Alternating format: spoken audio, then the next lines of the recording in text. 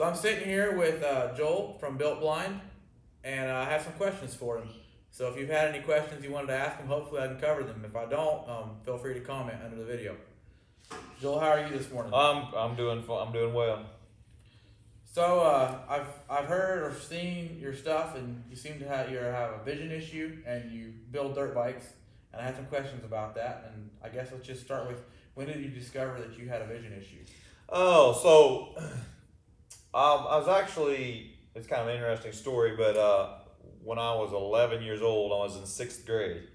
Um, we didn't know anything yet, but I was supposed to have a book report. I remember this plainly, and I can still remember the book I was trying to read and everything. I just wasn't getting through it. Like I was straining to get through a page in like an hour, Right. or something. It was just crazy.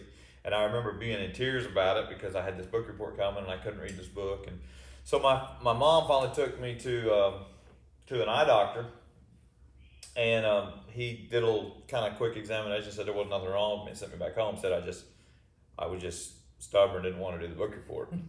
So we kind of went through that, and I don't really remember how that was. Some people have asked me before if did I get punished for not being on. I don't remember, but long story short, we ended up going to another eye doctor, and he actually diagnosed me at the time, which was very rare, and whatever that was, 92 or something. It was a really rare thing called Stargardt's macular degeneration, and basically what it is the center of the eye, the gene that carries the nutrition to the center of the eye, I don't have. And so as I grow and develop, and the center of or the macula of my eye is not developing or is not growing, and it's just growing scar tissue instead. So that's just kind of a brief summary of. I was 11 years old, and that's when and of course at the time it was still in a degeneration stage. I wasn't nearly as bad at 11 years old as I am now. So your eyesight has definitely gotten worse. Oh yeah, a lot worse, and it stayed really. It didn't. It degenerated from 11 to about 30 so slow that I really never even noticed that you adapt as it whatever. There was some things I couldn't do that others were doing, but it really wasn't disrupting my life hugely until I turned about 30 years old or so, which was about 10 years ago. So how are you coping with that? What are the things that you do to help yourself? Well, get out of bed in the morning. yeah. Basically you just don't think about it. You get up and you go and do, and I've been building these dirt bikes and trying to find some relevancy in life that way, and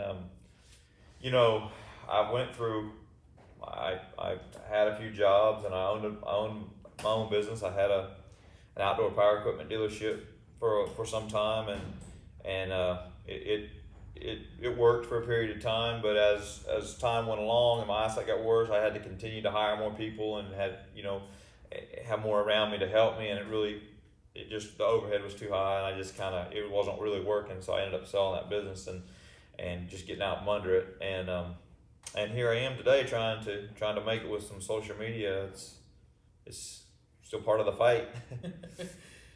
So what is the difference between the condition you have with being able to see a little and someone who cannot see at all? Like, I think a lot of the time people hear blind, they think black. Right.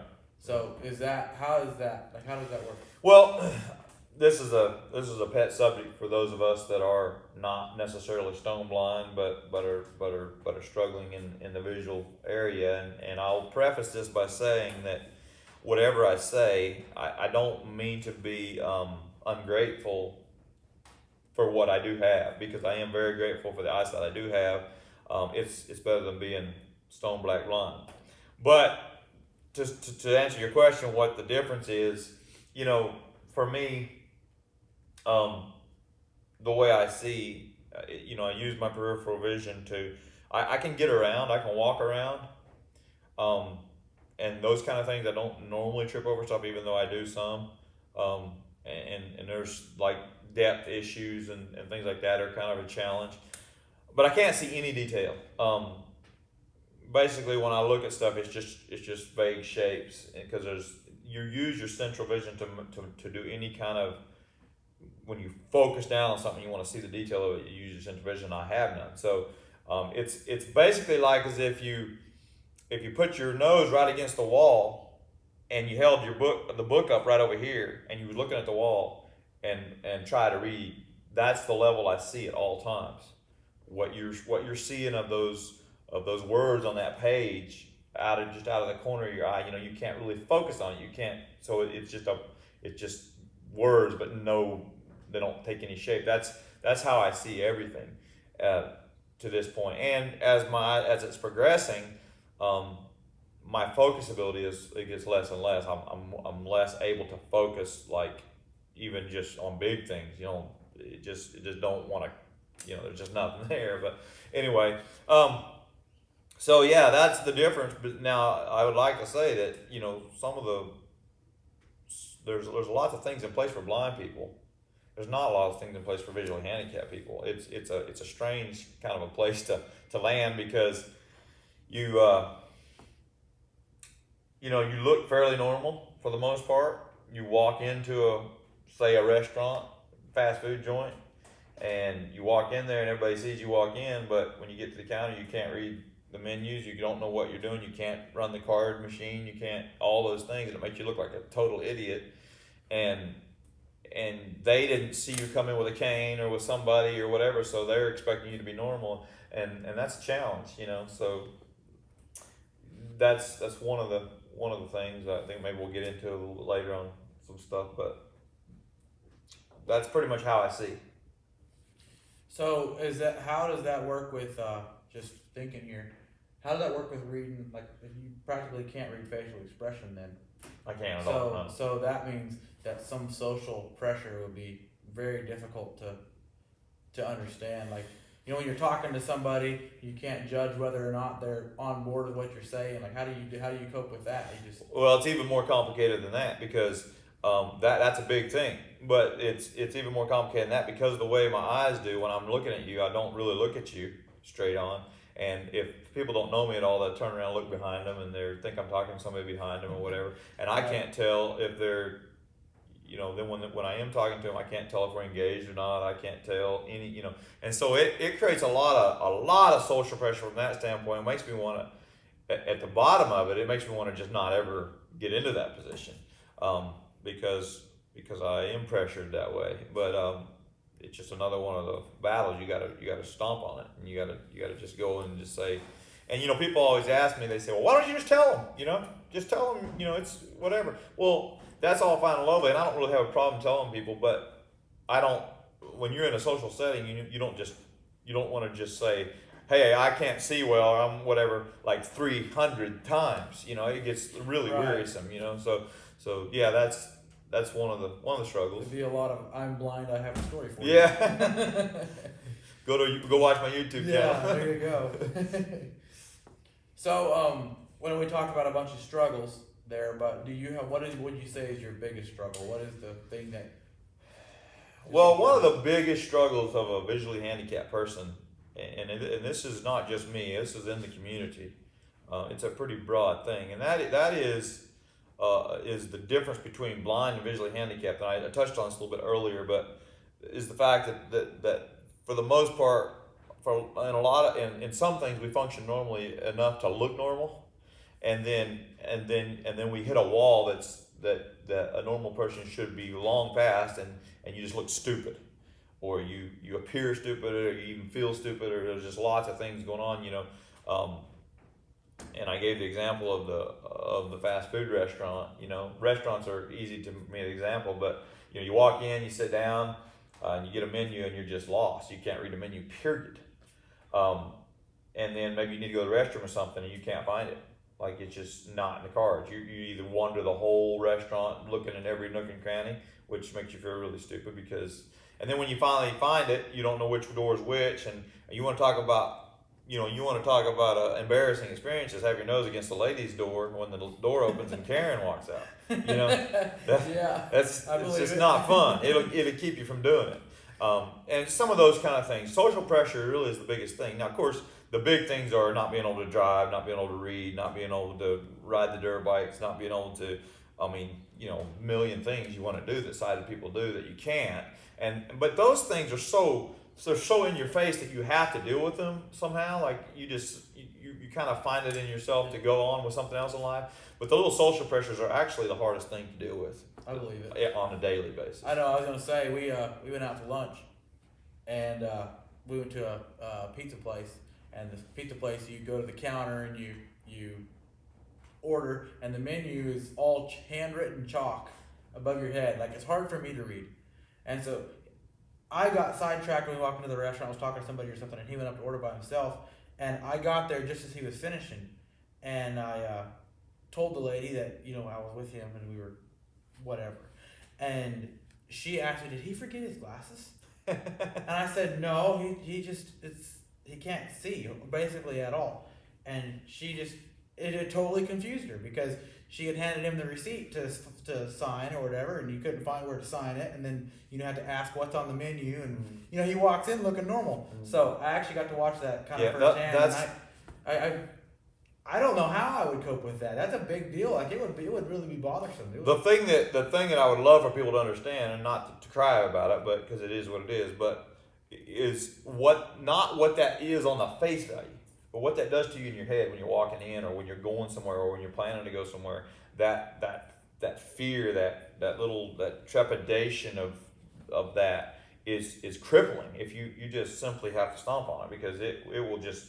You could quickly, if you give into it, you could quickly find yourself just not going anywhere. Just I'm not going to eat today. I'm just not doing nothing. Right. So yeah. So what do you have a family? I do. I have a wife of 18, fixing to be 19 years. I have 4 children. I have a 17-year-old, and I have a 9-year-old boy, a 17-year-old boy, and a 9-year-old boy, and a 5-year-old daughter, and a 2-year-old son. So, yeah, busy.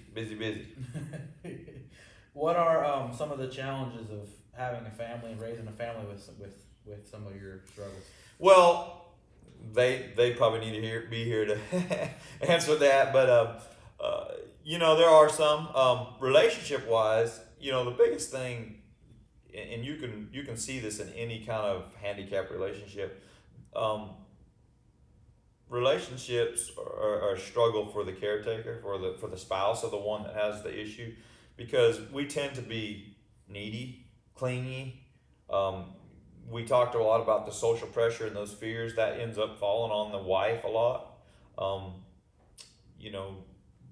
Those kind of things. As far as the children go, that's probably the biggest thing with the relationship issues, is those kind of things, and the fact that she has to take a lot of responsibility, all the driving and all that. Of course, that adds a load, right? But right.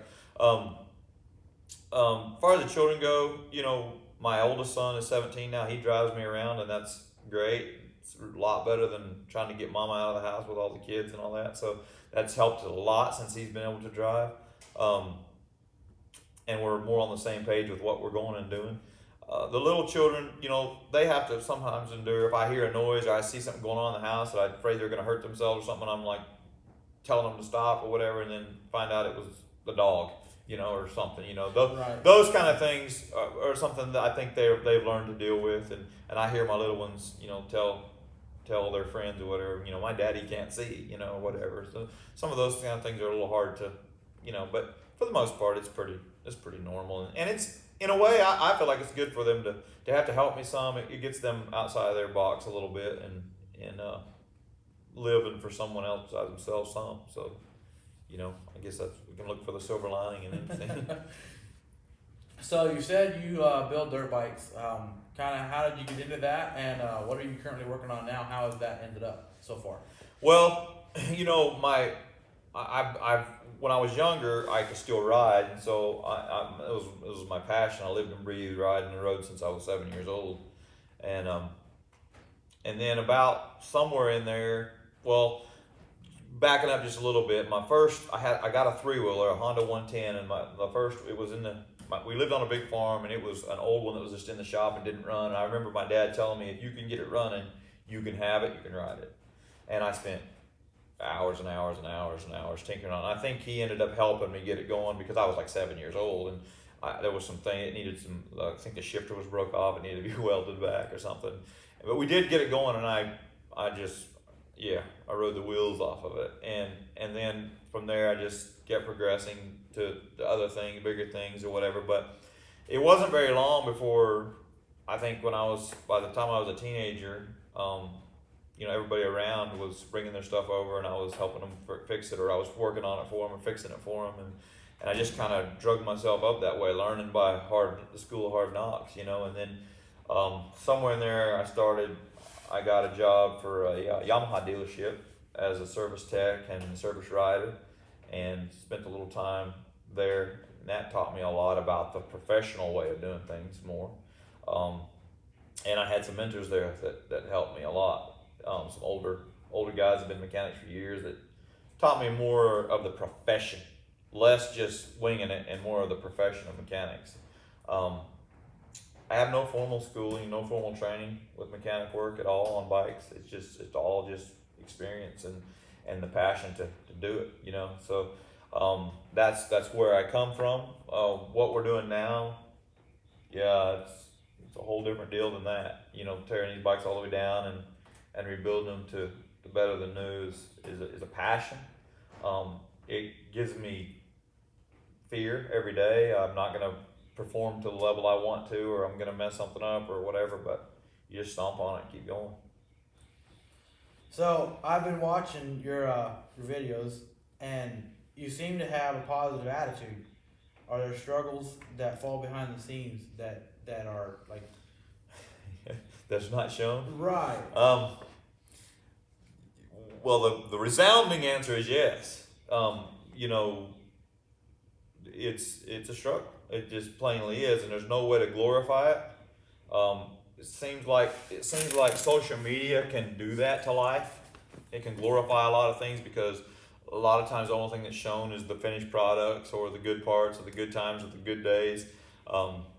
Like I said earlier, I woke up many nights and panicked that, hey, the engine cases are in New York getting vapor honed, and the suspensions in California getting redone, and the there's all this, there's parts scattered all over the place, and am I going to be able to remember how it all goes back together, because I rely on my memory, basically how it comes apart, to put it back together. I can't figure it. I can't look at the book. I can't read manuals.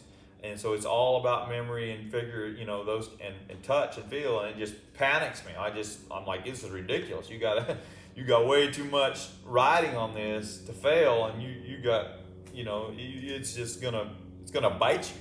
And again, you just get up and you stomp those feelings down, and you just keep rolling, and you fake it till you make it. I mean, it's just the way it is. And by now, I mean, we've done enough, and there's enough experience that I have a general confidence, but there's still a lot of fear involved, and a lot of, the finding tools is a terrible frustration, and it takes time. I'm slower than I'd like to be, and I have to be more patient.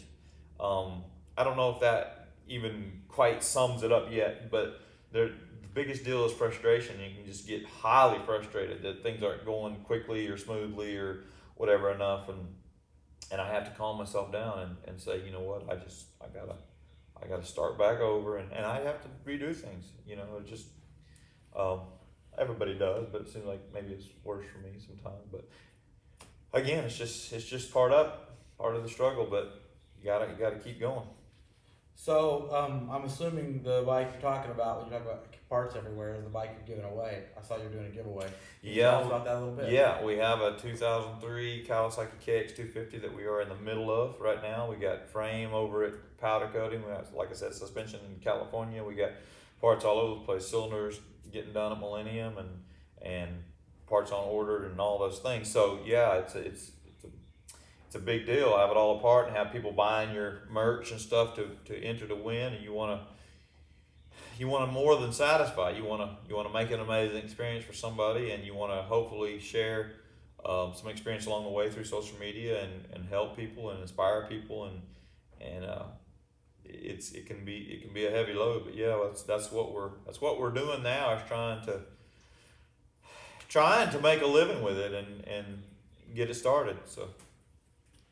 So with a bike like that, where does or with this, like this bike, where does the inspiration come from to make these? Like how these, like you've never seen another bike that looks like this. Well, you know, as any art form, I guess I would call this an art form. As any art form is, you know, a lot of art comes from deep inside a tortured soul. You know what I'm saying? Right. And so, you know, with the struggle, and there's to me there's two parts of this. With the struggle of the fight of it all, and what I deal with internally.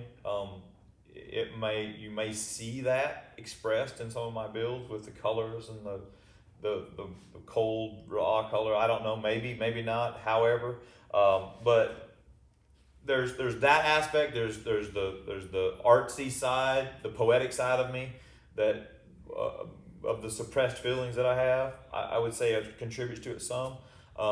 And the other thing that contributes to it is because I don't see detail well. What I see in the bike and what the world sees may be two different things, but I do a lot of internal visualization. That ain't a word. Visualization. Yeah.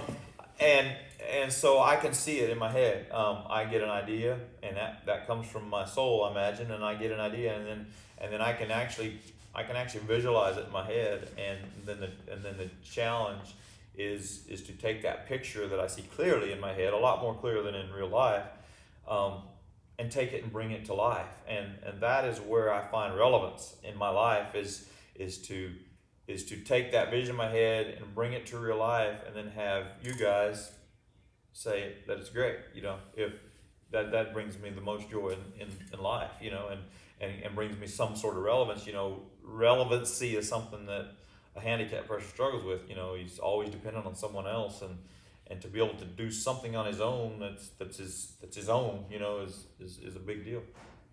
So do you ever worry that what you see in your head and what you actually create are different? Yeah, I worry about that a lot. In fact, that's one of my biggest worries when it comes to these things is whether I can really, and it causes for a lot of anxiety, whether I can really bring this to bear, not only because of my ability, but because of parts availability and things like that. That's a big challenge to take this vision and then find out that you can't get this color or this thing or this whatever, and then alter that a little bit and still be happy with it. It's a huge deal, and to not waffle back and forth and jump all over the place and just get yourself totally paralyzed by paralysis by analysis. You know, you can just it's a little bit like sniffing cologne. You know, about the fifth bottle in, you don't know what you're smelling anymore. You know, so I've learned to pretty much stay true to the initial when I think about a bike and I have an initial kind of vision, to pretty much stay true to that, because it's always the best one, seems like. So, but yeah, I do worry about whether it'll come out and whether it'll, you know, is it looking good? Yeah. And I just panic. You know, is it gonna look terrible? I spend all this money and all this time and get all this, you know, to try to give it away, and I want it to be amazing, and I almost can get a lot of anxiety whether it's gonna turn out looking good. But you know, the last couple are okay, so I guess we'll be all right. I think so. How do you find parts? Like that part of that, do you have a setup you use to be able to find that, or how does that work? Yeah, I do, and I'm about relationships.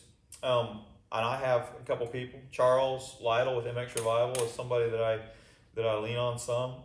People that run retail or these, you know, parts sales sites and things like that. I like to create a relationship with those people so that I can call them on the phone or you know, use a method besides just a website. Right. And that I can say, hey, this is what I want, guys, and then they can help me get that. And I know it's a little struggle. It's a little added weight for them, but hopefully I can, you know, we can have enough of a relationship that they're glad to do it for me, and I can help them out some way. I have a giant screen that I have my computer hooked to, and of course I have all kinds of programs that read things to me and everything. And I'm fussy about what websites I use, because I got to have clear enough pictures and pricing and things like that. and that my program can read and those kind of things. So some of these outdated websites you find every now and then become pretty difficult. Yeah, I reckon. just don't go there. Right. Pretty much. And again, I like to do most of my stuff through a relationship based thing. That makes a lot of sense. So I guess it kind of wraps it up. That's kind of all the questions I had. I guess is with that. Do you have any advice you'd like to give people that are struggling? Well, I guess if I had one piece of advice to people that watch my stuff and that that I'm trying to inspire or Right. have an effect on is that everyone, no matter who you are, you have some sort of limitation. You have a limiting factor, I call it. Obviously, some more than others, but everybody has something in their life that is the biggest excuse for not doing something. And I guess if I could say anything, just don't let that stop you, because it don't really matter what it is. It's all relative. If you want to, you can find an excuse for something. I realize if you don't have any legs, you have a good excuse for not running a marathon. But if it's at all possible in any kind of way, and there's just hiccups in your road, just get up and go and do, and just keep stomping down that monster that wants to rise up and say you can't, and the fear and all those things. Just keep pushing it down and keep rolling. It's the only way for happiness. You can't, if you let go and you don't swim, you just flow down the river with the currents and say I can't, you drown. So right, it's the way it is. Well, that sounds good. It was nice talking to you. And enjoyed it. This is Joel with Built Blind, and thanks for watching. Comment, like, subscribe, and share the video if you enjoyed it. Go to builtblind.com, get entered to win the KX250. Definitely do that. It's gonna, I think he claims, I talked to him earlier, he claims it'll look better than this one. We'll see.